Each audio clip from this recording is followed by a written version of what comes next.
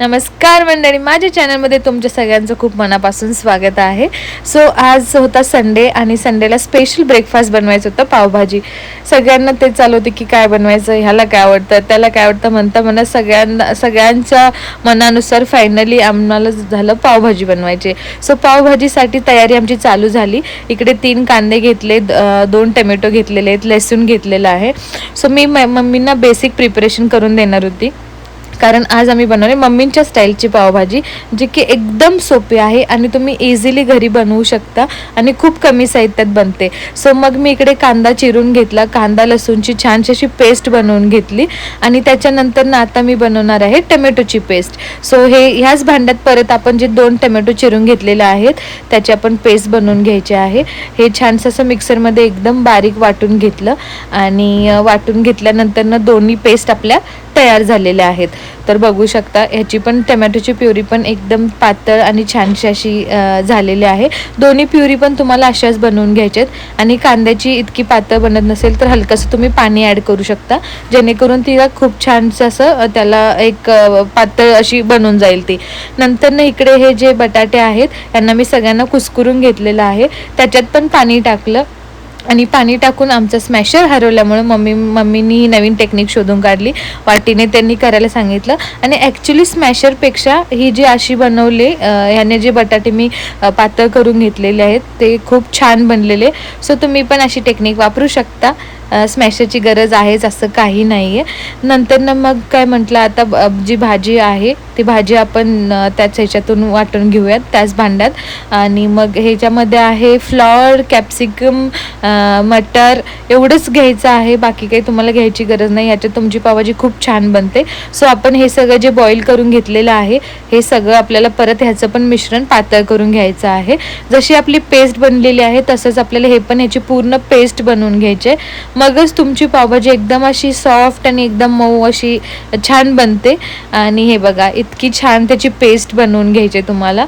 नंतर ना तुम्ही बघू शकता की जे बटाट्याचं मी पूर्ण स्मॅश करून घेतलेलं आहे, हे बटाट्याची पेस्ट तुम्हाला हातानेच बनवायची आहे. आणि जसं जसं तुम्ही त्याच्यात पाणी मिक्स करून तिला अजून थोडंसं म्हणजे वाटीने हे कराल, ठेचाल तर ती छान प्युरी बनून जाते.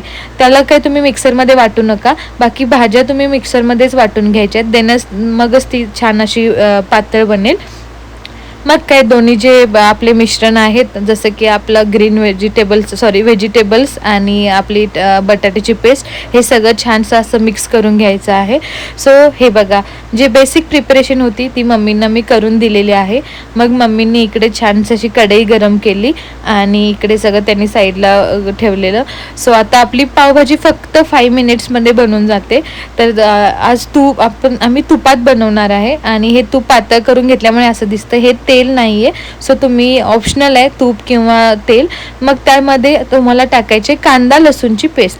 सो जे कांदा आणि फक्त लसूण आहे, अद्रक ॲड करायचं नाही, टेस्ट वेगळी होईल. सो फक्त कांदा आणि लसूणची पेस्ट आहे, तिला तेलात छानसं असं पाणी सुटेपर्यंत परतून घ्यायचं आहे. सो बघू शकता किती छानसं असं त्याला हलकंसं पाणी सुटलेलं आहे. सेम टोमॅटोची प्युरी टाकून टोमॅटो आणि कांदा लसूण पेस्ट पूर्ण असं परतून घ्यायचे तेलात.